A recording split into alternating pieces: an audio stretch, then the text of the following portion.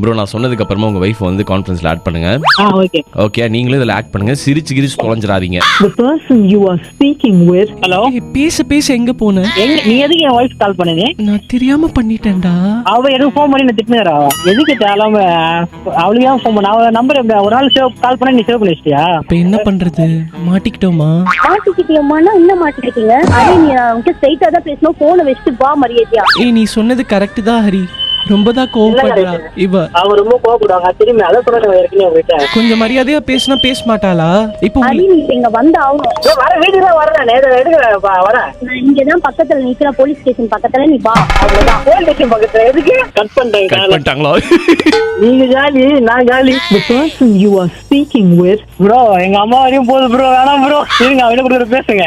இந்த ஐடியா கொடுத்து இந்த மாதிரி பேச சொன்னதே உங்க புருஷர் தான். நான் அவங்க அம்மாக்கு வேற கால் பண்ணி வர சொல்லிட்டேன் எங்க வீட்டுல டைவர்ஸ் வாங்குறதுக்கு.